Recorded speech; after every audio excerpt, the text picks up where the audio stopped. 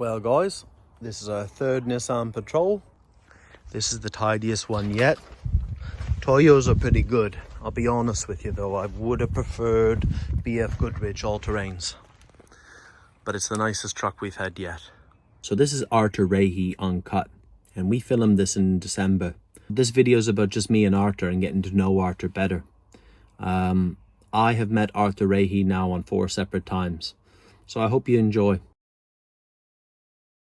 Hello my friends and welcome back to Artur Rehi podcast. I haven't had a podcast for a few months, but now we have a very special guest, so I had to come out and do another one. We have Brandon Mitchell here. Welcome to the podcast. Artur, thank you very much for having me. Got all the gear on display, and we've got Estonian star power to help us. And we got one of the shit hot medics. So look at Artur with his Hawaiian shirt. You look like total Spetsnaz. Yeah. Our task is to put tourniquet as high as we can. Then we roll. Oh! Shut up! We're going through a checkpoint. Hello, you sad fuckers. Fuck me with Fucking look at your face. Look like a sad puppy. Or I'd rather stay. I love it here. in case you get hungry on the way. You want some sister? I'll open it. Lick it, lick it, lick it, lick it, lick it. I'll give you €5 if you lick it. Oh my god. Thank you. That's perfect. I cannot put it. At first it's bad, but then it's really good. It's bad, but then it's really good. The problem is that it burns Dig some in. Wow, and we still have the money coming as well. Beating us at all and pointing guns at us or Pointing guns. threatening at us. That's the best job. No, that comes later. And now we got all the Monty, but you have to try a little bit of everything. So Brandon, again, thank you for organizing it all together, and we all hate you now, but thank you. I love you. Artur, there's no meat.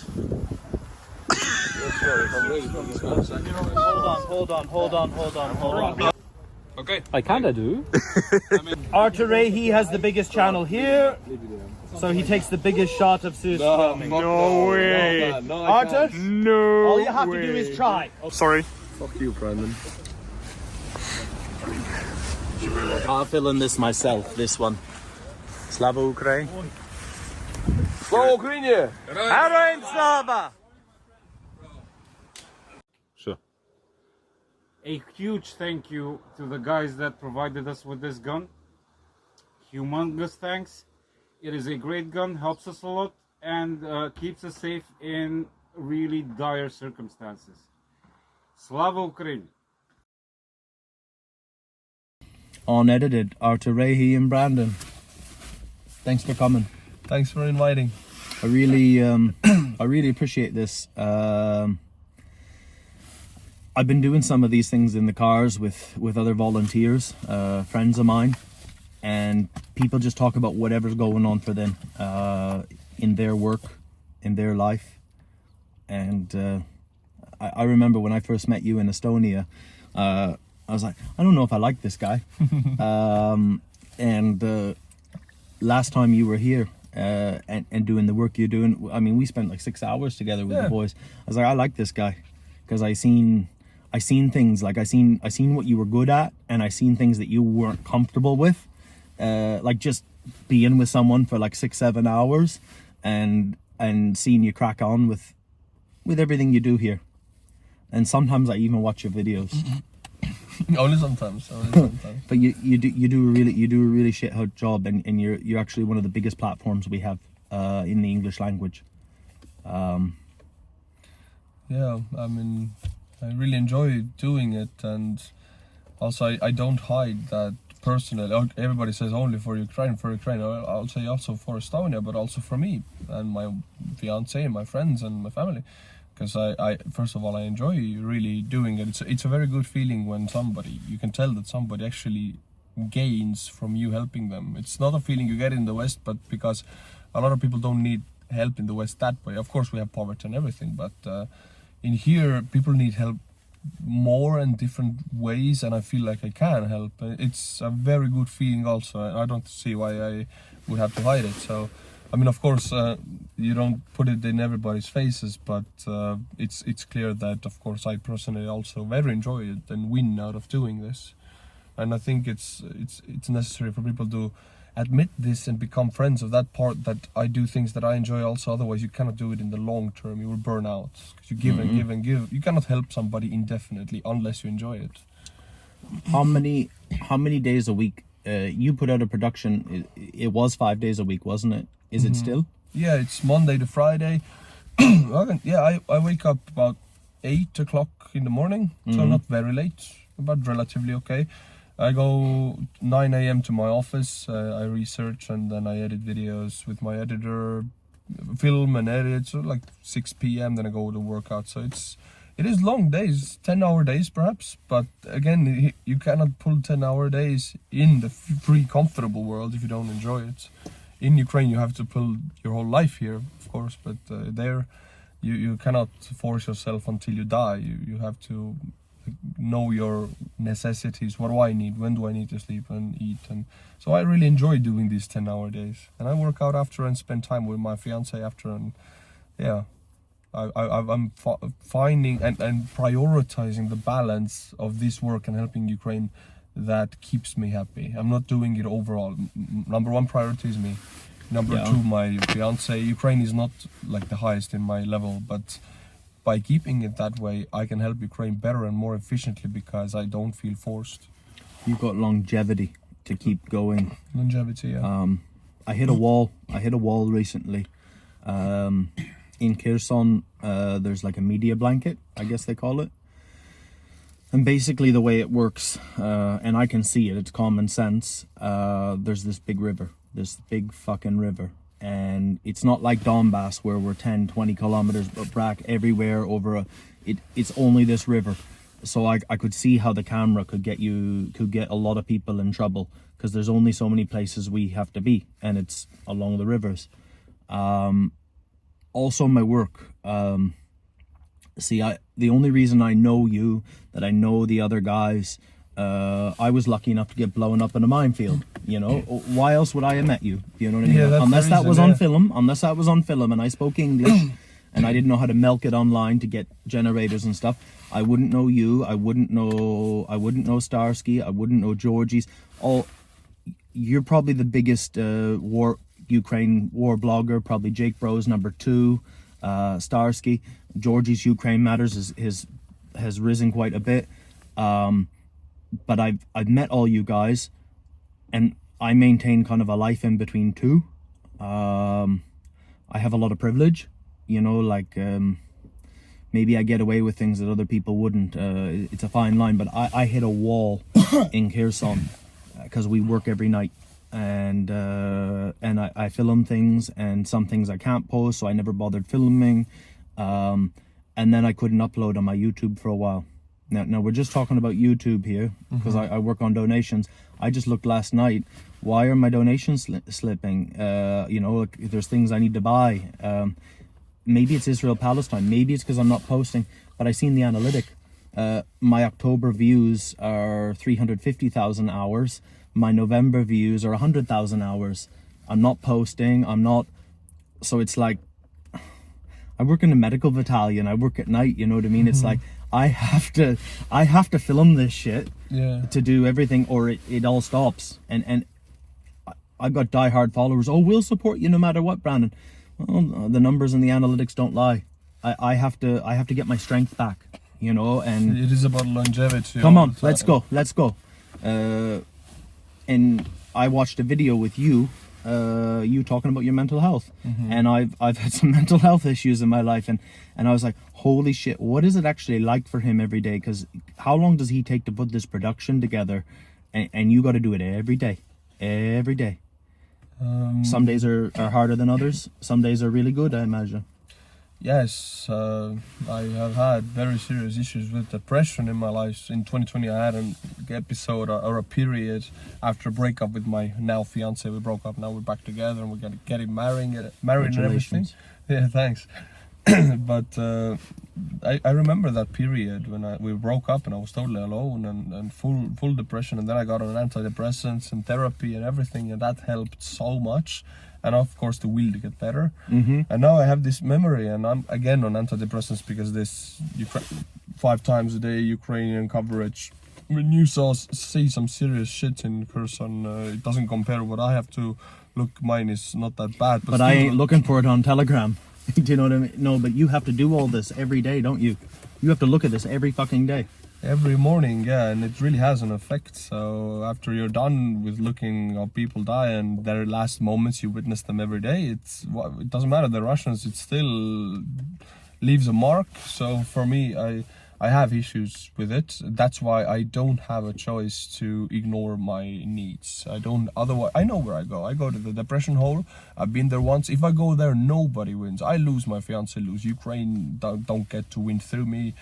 So for the best for everybody around me and for me and for everything in the world also is that I can keep myself happy. That is, and through that I can help Ukraine better. So with that thought through in my head, it is very natural for me to keep my balance, not to overwork myself. And I do work a lot, and I do a lot, but I have to say I'm not blind to my needs. It's not like that I'm forgetting myself. It's actually always, it's gonna sound wrong, but I very strongly put me first. And when I'm happy, I can do everything else and help as many people as I can. I see, like, I am the tool. If the tool doesn't work, you cannot use it. So I have to keep the tool sharp and work out, sleep, eat, keep myself happy. If I'm super tired and I can't make a video, I spend the day with my fiance. So all of these things, I try to keep the balance knowingly.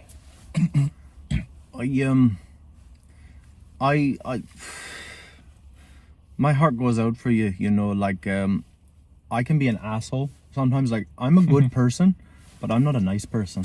Like, people say, "Oh, Brandon, you have an excuse. You know, you're fighting a war every." It's like, if what some people thought it was, if that's what it was every day, I would have been dead a long time ago. You know, like I sleep on the floor most nights, but I sleep under a roof.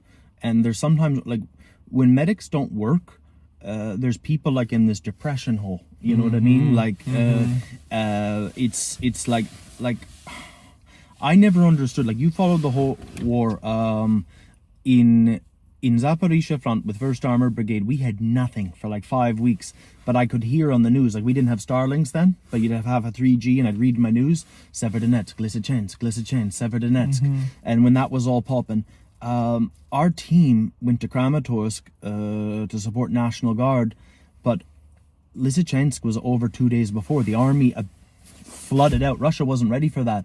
And then we show up to this medical company, and everybody's sleeping like 20 hours a day. And they wake up and they eat a little bit, smoke some cigarettes, a bit of TikTok, and then they're sleeping. And I didn't know, like, I didn't understand that. And now in Kherson, it's become like that. It's like, I've experienced that a couple times, but once you don't need that adrenaline anymore to go, and mental health is so important, and I get pissed off when my audience says, "Oh, you got to take care of you first, Brandon." It's like, yeah, screw you. Like, I'm plugging holes. But it's so true. Everybody says the same thing. Oh, it's a stereotype. Shut up. It's easy to say, like, take care of you. You're the priority. But if you're not, sooner or later you're gonna hurt yourself mentally. I know, because I did. And seeing myself a very productive person all my life, and suddenly being in that hole, not being able to do anything for anybody, even myself, it got so clear to me and embedded in my bones that if I don't take care of myself, I cannot take care of anybody at all. I cannot offer anything to this world. So I need to help myself, and I need to feel good. That's number one. And through that, I can do things what I do if I'm happy. Do you feel a lot of your self-esteem and worth, it's based around, a part of it is based around those accomplishments, like daily, weekly, like making progress? I need to make progress to feel good about myself. Yes. I can't, like, if I have a holiday, like after 3 days I get depressed. Like, I need to do something productive. Yeah, it's the same way. It's a curse, man. It's really bad, because you cannot always do stuff. You'll burn out. But I don't know, I guess we have the same thing, that if you're not doing anything, you get depressed and you don't feel your worth anymore, or your reason in this world, and that gets really existential and dark. So you always have to be going, but the key, at least for me, is to find the tempo that you're going on. you have to be going all the time anyway. I cannot stay on a beach and rest. It's not my personality, but I cannot run myself to death. So it's a slow jog. That's what I think about, to find the balance of jogging. Everyone's got this. I know a lot of the people at Times Radio. I got contact with them, and you'll get this, okay? The guy Ali who works there, he was telling me he's the production manager for like the Ukraine stuff, and he was telling me, I was like, how long have you been here? He's like, well, I used to be at Sky News. I've been here 4 months. I was like, okay, what was that like? Well, it was good. Then the Ukraine war started. Do you know what his job was at Sky? You know the little ticker under the news with the little sentences like this happened. That was his job for Ukraine. So like his work day went from 9 hours to 12 hours a day. The French minister said this about Ukraine, this said that, and that was just his job, and his life became 5 days a week work to 6.5 days a week work, and it's media and it's London and they're all cutthroat and you have to climb to the top. If you don't want to do that, there's someone else willing to do your job.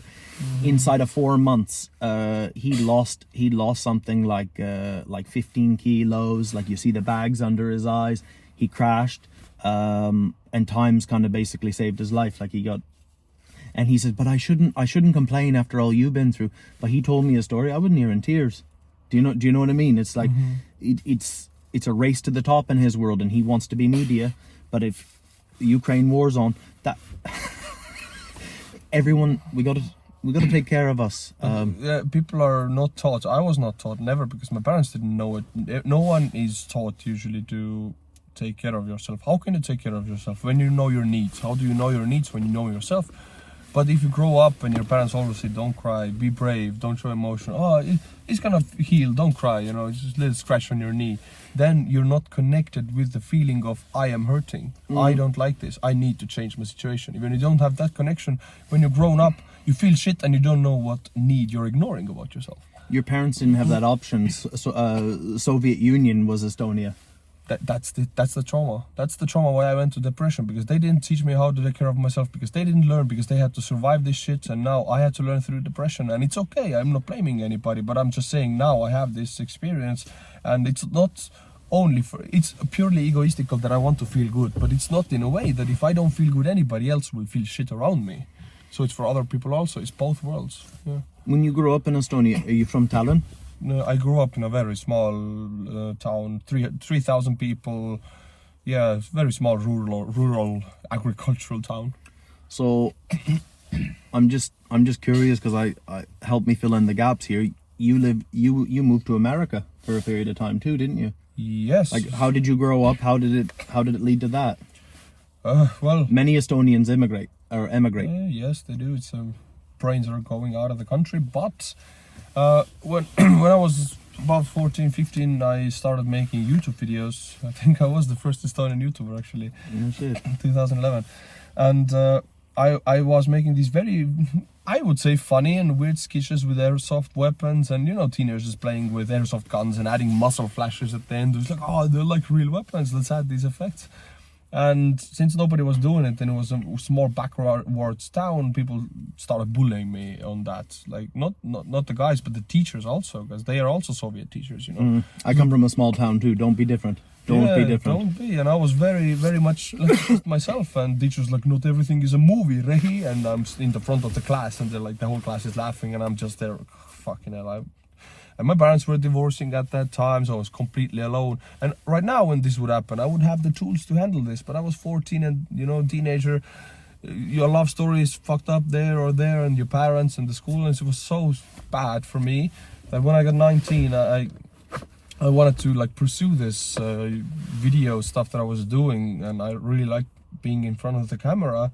So I figured I want to become an actor. So I auditioned to the oldest English-speaking acting school in the world, actually, Hollywood. In Hollywood, the American Academy of Dramatic Arts, and I got accepted. So I really pissed off the end exams of school. I was like, I don't care. I'm going to Hollywood. So I did horrible results. I couldn't get employed anywhere nowadays. No universities, nowhere, because my results are so bad.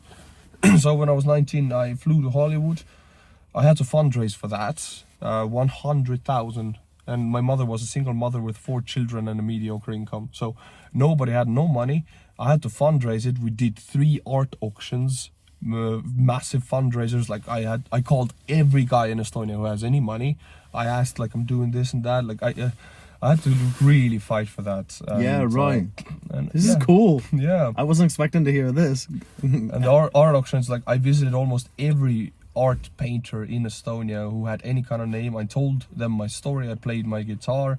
They gave me their paintings with the rule that I will sell it. They want this money for it. If I can sell it for more, I can get the rest of the money for my America. Okay. So Not easy, not charity, but it was a chance. it was a win-win, because the artists who had hard time selling the paintings could sell it through me, and I could hype it up and sell it for more. So we got all of the rich Estonian businessmen in the room, because I tell them my story and they liked it. So they came there. I sang for them. We had some jokes and everything. Then the auction started, and we sold 25 paintings for what, $30,000, and that was my first year. And then I went there. I got accepted for second year, again 30,000. You know, where I'm gonna get that? I had another 3 months, so the whole process started again. No rest at all in Estonia. 3 months fundraising, then a whole year in Hollywood. And after the third year, I had a whole work visa in America. The dream of an actor, like, as an actor, to get an acting work visa, impossible in US, because there's so many actors. Too much. Everyone wants to be an actor. So I got it, impossible, mission accomplished. And then I got a letter, okay, you're coming to the army. So from Hollywood, I fly to Estonia, immediately into the forest and into Kuperjanov infantry battalion, and boom, I'm in the army. Mission, like, my dream destroyed, collapsed. I was crying in a car, everything I built up for 3 years, and the student debt and Everything you've seen in America, your hopes, your dreams. collapsed in one day. So I went to serve my country, yeah. How old does this bring you to now? About 22, 23 in the army? Yeah, when when I came back 2018 in March to Estonia, I think it was 22, something like that. Yeah. And I went to the army. I had no future, because in Estonia my sending results, I couldn't get into any universities, any jobs. Now my work visa was expiring, student debt, 100k on my back, no job, nothing, and I'm in the army. So I'm, like, mentally fucked. No future, nothing, no sex, no work. I love it. I love it. I love it. At that time, of course, I met my now fiance, and I'm very happy about it. But in the army, I in America, I used to make always these YouTube videos because I enjoyed it. And when I went to the army, they didn't allow me to do it at all in the first month. So I figured, like, fuck it. I'm a rebel. I'll do it. I don't care what the army says. Like, it's very bad. Don't do it, guys. So I sneaked out with my uniform to the tool shed of our Alpha company. In the tool shed, the hammers in the back and saws, and me with bald head, skinny guy, you know, with a military uniform, super illegal. No permissions, like, hello my friends, I'm an Estonian soldier and I'm secretly in Estonia, like, tool shed, army base. We're gonna watch some American military fails. And I made that video, and my company got a call from the generals of the Estonian army. It's like, who the fuck is this guy? Did you give him permission? We don't do this, like, this is security risk. They were about to punish me. It's no security risk at all. They found out they were about to put me to jail, and then the video got 1.5 million views in like 3 days. And then they got another call. It's like, okay, cancel the punishing plan, put him to work, give him a camera, give him a crew. We're gonna order as many videos from him as we can until his time ends, because that's free work for Estonia. And then they started, like, ordering. You got your revenue though. No revenue, free work, all free. Would they get your YouTube revenue? I didn't have that time YouTube revenue yet, and they didn't pay me also because I was conscript. So in order not to go to jail, I had to make videos for them, and I did, and they liked it a lot. So, like, 120mm introduction or battalion introduction. I did stuff like that. So when I went out of the army, they respected me. No pay, of course, but I have found, like, a new calling that I can make these military YouTube videos because I enjoyed it. So I started making United States military gear reviews on YouTube until 2022. Until Ukraine.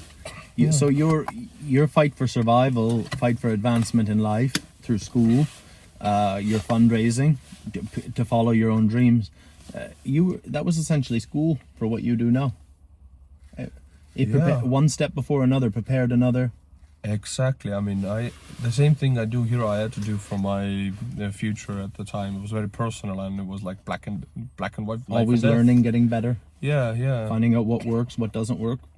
Exactly. But I mean, I skipped a few steps also. I don't know if, like, if I was in the United States the last year before I went, I had a theater tour with an Estonian actor in the Eastern Coast. Yeah. We toured the entire American Eastern Coast and performed like 15 times there. You were a stage performer. Stage and screen and both, yeah. And then when I came to Estonia, I started a folk band after the army. It was called Ensemble Ahoy. And I left that 2022, 15th of That's October. your accordion. Well, I played that like 10 years before already. Yes.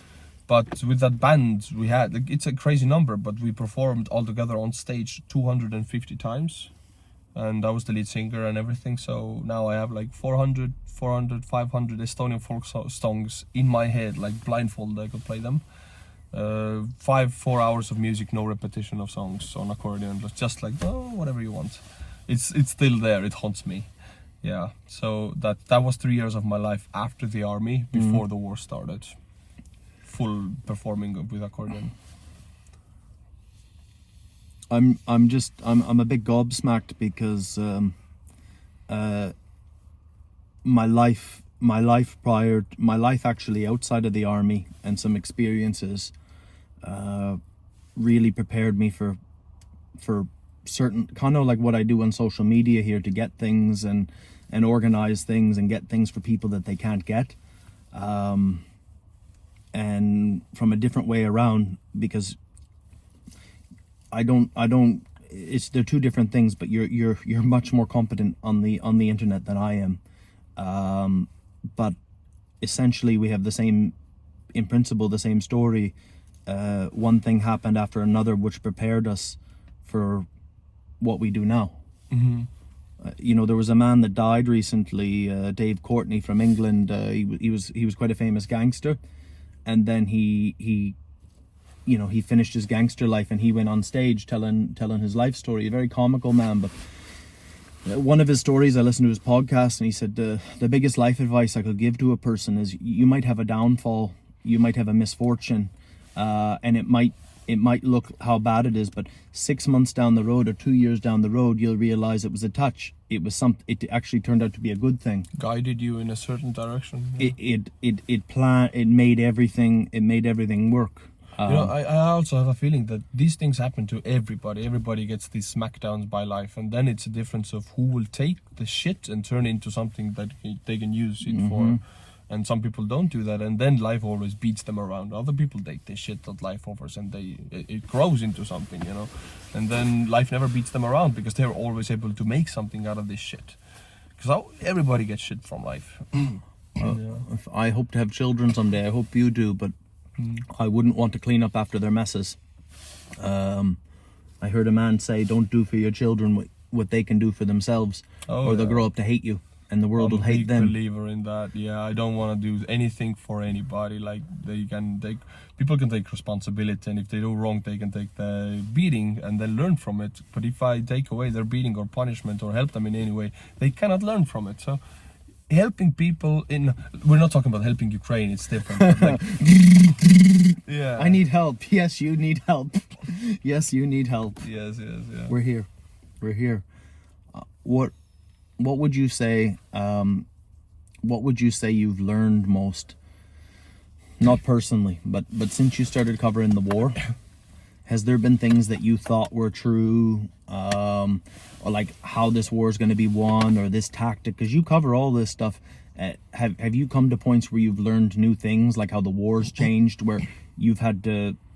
It's showing where you were wrong, and you've had to adapt. Like this war is not the same war as in 2022. Sometimes we get things that we believe were true, they were working, but they're not working anymore, but we hold on to them for a little too long. Like, has there been anything, like, since you've been covering this war that has completely changed?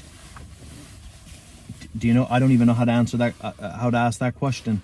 I mean, I would like to... Because you seek information every day. Yes, I mean, I would like to think of myself, or at least I'd like to be as adaptable as possible, in a way that no values that I don't hold them that they have to be my life's values. I try to think at least that any values I have, they can change at any moment depending on what I need to adapt to. Before depression, that was all depression changing me, because before depression I had these set in stone values in my life. I'm that, I value these things, and everybody who is not acting like that, I don't like them, you know. Now it's like, everybody's okay, I'm okay. If I need to change, I can change my values. I don't feel like disappointed if I do things how I've never done them before. So, and if I'm proven wrong on something, that's also then okay, because I don't need to be right all the time, because nobody can. And yes, I've been wrong many times covering this war. I've been wrong on many occasions, and this is my learning point, you know. And the comments also always pointed out my audience is luckily very honest, and I can learn. And I do make a lot of mistakes in my videos. See, projection of a social media account, I struggle with it, because it's like, am I a real medic? Do you know what I mean? It's like, I run around sometimes doing my job, but in hopes that I can film something that will help me do what I do on social media. And this causes a conflict inside of me. Yep. And it's also my ego, because it's like the real heroes are the guys in the trenches that we help. And then some guys say, you're a hero. And it's like, yeah, but I ain't suffered like him. I learned to get over that. I learned to get over that over the past few months. I don't need to be a martyr. Do you understand? Like, I know a martyr that's alive right now, that's a volunteer in Donbass, and she's not a nice person in real life. Do you know what I mean? She's not she's a living martyr, but she's not nice to be around. But it's like, I don't need to suffer. I need to do as good as I can, for as much as I can, as long as I can. The longevity, taking care of your health, your mental health, if it's possible in our context. I started fundraising for generators. Well, other stuff before that, but John EFD was the first person to back me when I had like 20 Instagram followers. I wrote him and I was like, he ain't even gonna answer. He sent me $2,000 and called me up. I was like, holy shit. Way to go, Johnny. Yeah. And then we got the first 2 trucks, a diesel generator for our med point, and then I thought maybe we can get 10 diesel generators for Christmas. And then I got lucky enough to get blown up in a minefield and having it on camera. It was over 120 diesel generators, Artur. Stabilizations. Then I was like, oh, I'm only going to give them to medical units. I'm in a medical unit. And then it's like, there's soldiers that needed them, drone teams. Somebody dropped a bomb on my house with a Rozvidka squad living with us. My friend Max, and a recon squad. And I decided, I'm getting a bit tired of buying medical stuff. I think I want to buy some killing stuff. And I started with Max's squad, from thermal scopes. I learned, he basically taught me the art of war. From night vision to thermals, now I'm onto the boats, because Kyrgyzstan, that's our life, I work the beach. But the more and more with drones, I've spent about 8 days on drone positions. I've spent about 6 days on, dare I say, Kyrgyzstan's best drone position. And what I've seen and what I've learned there, and I have blood on my hands. But what I've seen through drone warfare, because I didn't, you see on the outside, I see a very small picture, Artur.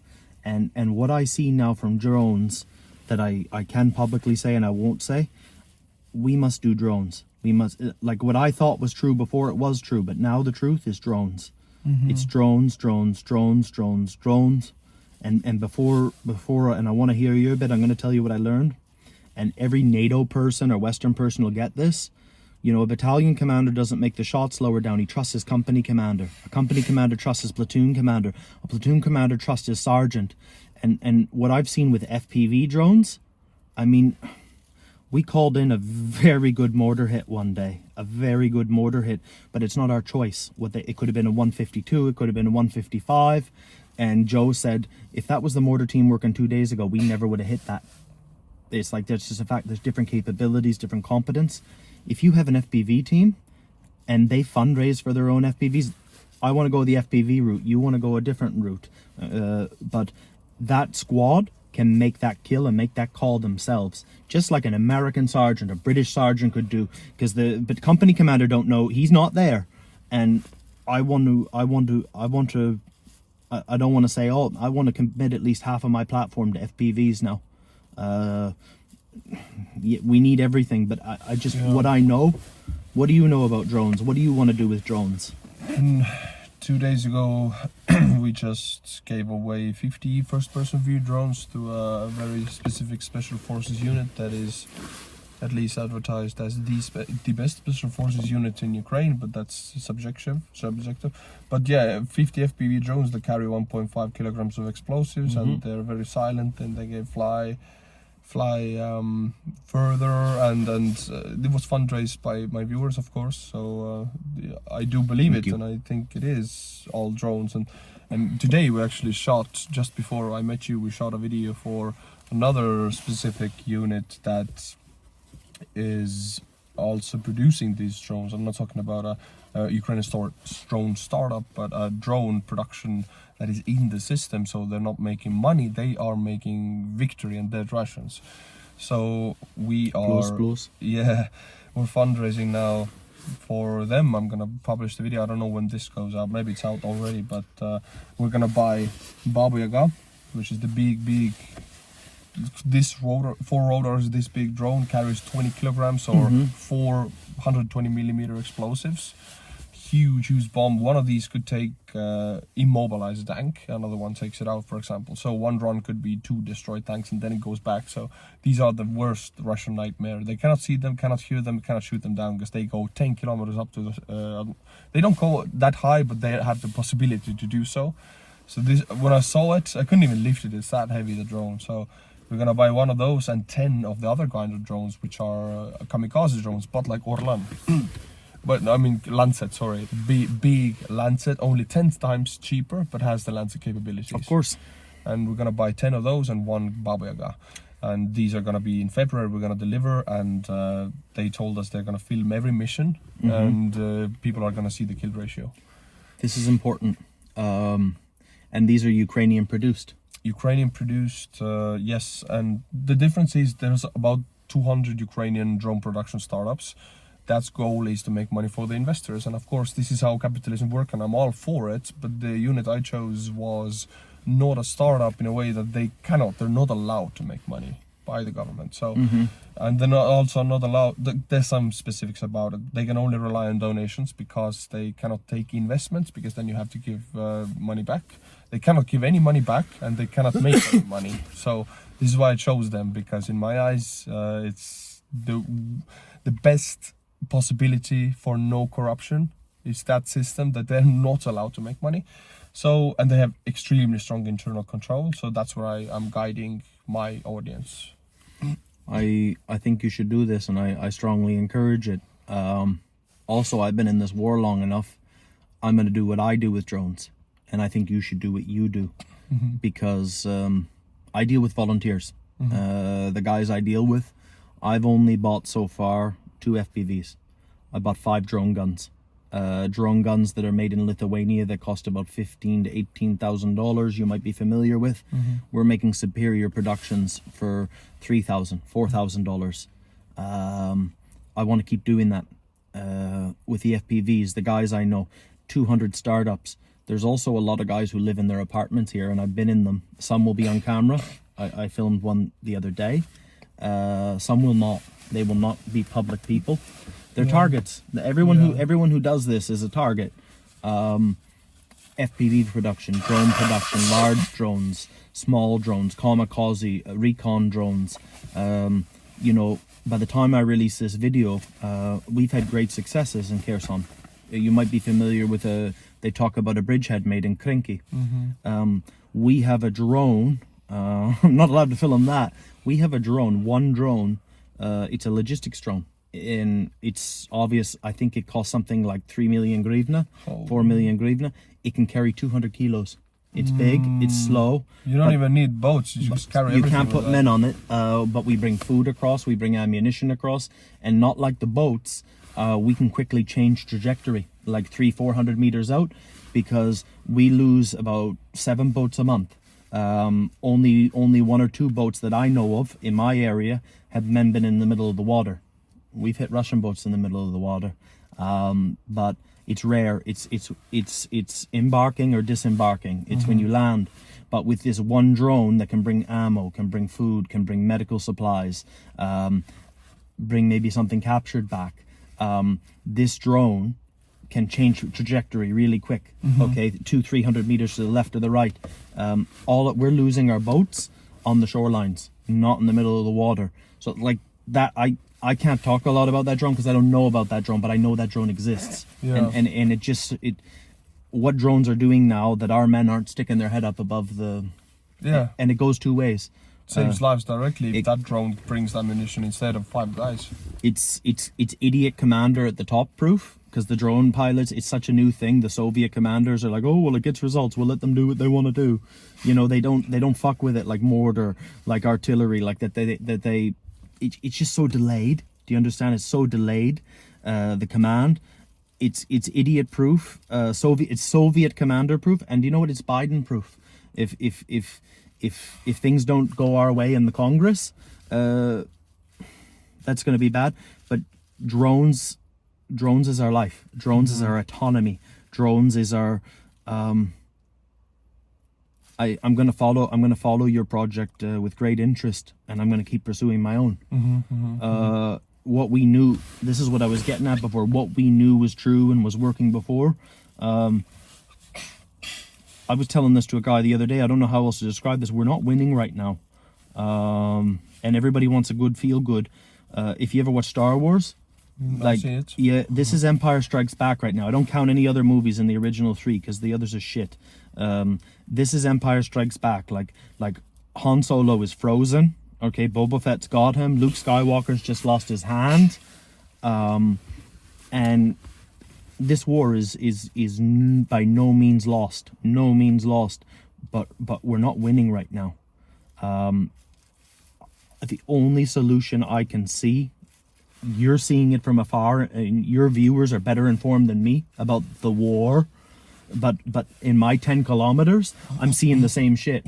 It's drones is the only thing that we have right now. What did Zelensky talk about recently in The Economist? He got in shit for. We need a technological breakthrough. And the only one in sight is drones. It is. I mean, very easy explanation for people is that the drone that you were talking about, logistics drones. Oh, they're not killing people. They're not killing Vatniks. Why are they so important? Well, if that drone carries 100 kilograms of ammunition and food and medical supply over the Dnipro River, then 5 guys who would have gotten into the boat to carry that will survive because the Russians cannot target them and they cannot target that drone. It directly saves Ukrainian lives. It doesn't need to destroy Russian ones, but it directly saves Ukrainian lives. So these drones, if we can kill Russians with the drones, good. If we can carry cargo with the drones, great. We can carry wounded with the drones in the future, great. Everything is drones, yeah. It's as much as I know the need for it, there's so much to know about drones, and there's so many different ways you can go with drones. The more I know, the less I know. Yeah, we have to pursue it at all angles. And the guys you were talking to today, he with his team is developing these new drones. They are the guys behind the research and development, and the newest Ukrainian military drones. I mean, there's 200 different startups, but they're one of them, and they're inside the system. So they have the country's directory where to go with the drones. It's the only way ahead I can honestly see right now. One thing I do know about our guys, I can tell you on the left bank, for example, I don't know what Russia's strengths are there, like what specific units they have, but I know we have our Marines, which are generally a little bit better. We had a bad snowstorm a few days ago, well, maybe about 5-6 days ago in Kherson, and the medics, our guys went on assault. When we assault, we have high casualties. Russia has very high casualties when they assault. We had very little casualties. The snow was so heavy, the winds, there was no drone activity. There's very little landmines on the left bank. I can swear by this because the casualties we deal with, We don't have that to contend with so far, please God. But those drones couldn't operate. We took a lot of ground over that storm because it was infantry versus infantry, and we kicked the fucking shit out of them. Yeah, if it's infantry versus infantry, nothing more than every day of the week Ukraine wins. Every day of the week. But there was no drone activity. Yeah. And I want to dispel this myth all the time that like Russia's broke, they're getting better.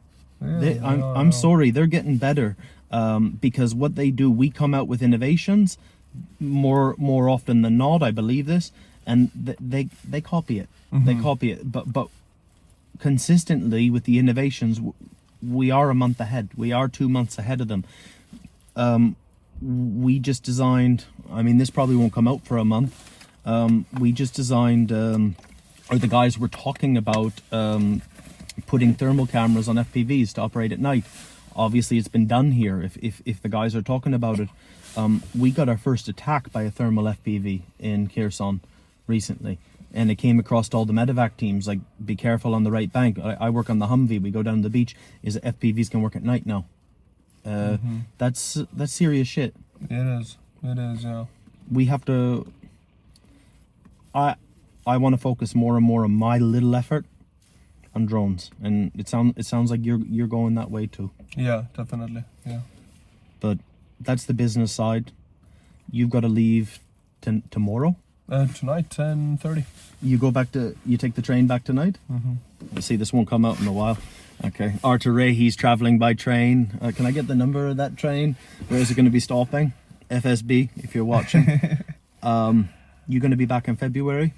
Yeah, February for to hand over these 1 Baba Yaga and 10 kamikazes, big ones. Keep working on this and keep talking. It sounds like you've rallied a lot of people in Estonia, from politicians to influential people to normal people. I have to go home to Sweden. I've got another fight with immigration. I'll be back before Christmas, and I'm going to work for one of the biggest Swedish aid organizations. They're very supportive of my immigration situation, and I'm going to be procuring and advising on a lot of their purchases, and I'll have autonomy to keep doing what I do to fundraise for my projects. But I'm going to come to Estonia. We're gonna do the sauna challenge with Mart. No more surströmming, please. No more surströmming. But I just, I'm gonna be in Sweden for like probably 4 months. But I'm gonna come see you. Maybe you even want to come to Sweden and meet some of the organizations there. Just if they could hear what you had to say, because I don't know what could happen. We have to try. Yeah, definitely. Sweden is close, so I could come. It's quicker by plane than boat, though. 2 hours with the boat, I think. 3 hours, maybe. Yeah. It's not long. Maybe 4 max. 4 max. Okay. Me and Masa will pick you up. Definitely could come to Sweden. Yeah, and also with mental health, I don't know maybe to say this, but if I was in your situation, I would know what happens to me. I do this. I have the adrenaline. I feel the purpose, and you go back to Sweden, and it's a safe country, and coming to the front line, from the front, people will think, oh, it's so good, but then your mind starts playing tricks on you. You don't feel the pressure from outside, and when 2 fists are pushing each other, one falls, the foreign pressure, you will fall also. So I know what's happening mentally, and what's coming, what's your challenges to come, so I don't know, hike a lot. That's why I did a 500 kilometer hike, and I raised enough money to buy a car for an organization. I'm not going to support that organization anymore, but I've come up with an idea. See, in Kherson, we don't work in the day. I've been running a lot. I can do a 10K easy now. I'm just going to keep doing these fitness challenges for fundraisers, and this sounds so cringe. Sneagle's a company that sends us a lot of military backpacks and outfitting gear. So I basically talked them into, like, I can be an unofficial brand ambassador. So I can do hiking challenges with their stuff. Because they send it all to the Ukrainian army. And like, I talked about their stuff. I said, only condition is that I can talk my own way. Like, I can say this is really good shit. You know what I mean? Like, you should buy this because this isn't crap. You're not family the zips friendly, are good. You shouldn't be. No, but it's like I don't want to have to talk like, buy this today. I mean, this if any kind of brands or something, like, if they support Ukraine, I'll do it. And even if they support you, because you can help Ukraine when you are doing good, financially and mentally and everything. So it's all connected to you in the end. Mate, I'm really scared to go, but I'm kind of looking forward to it because I've monetized Masa, my dog, and it's like she can go on those hiking trips with me, and like Masa can make bank for Ukraine. Like, and Yeah. I'm just kind of caught in my purpose now. What will I do after the war? Well, it's scary, but we'll worry about that then. Yeah, we'll burn that bridge when We'll we get to Sauna Challenge, Surströmming too. Oh my God! So you guys, whenever I get this out, I just want to say thank you very much for yesterday, because I know that's not your style. That's not Mercado style. Everyone was out of their comfort zone. So I think everybody anywhere would be out of their comfort zone with that. But I didn't want it to be for a fundraiser. I wanted it to be, because a lot of us have the same die-hard supporters. Yeah. I wanted that to be for them, you know, because Thank you for organizing this, honestly. Not many people can pull this shit together, so yeah. well, Ali did it because she bullied everyone. So if anybody wasn't going to do it, they realized very quickly that it wasn't in their interest not to do it. Because I would just gently troll them like, well, everybody came to support except this guy. I mean, Brandon, It's blackmail, basically. I I started blackmailed getting like everyone. huge amount of comments on every one of my social media from people in caps lock typing that Oh, cap locks is Brandon the has worst. a challenge for you. Go and talk to Brandon. And this was before you wrote to me, so I was like, what the fuck have you done now?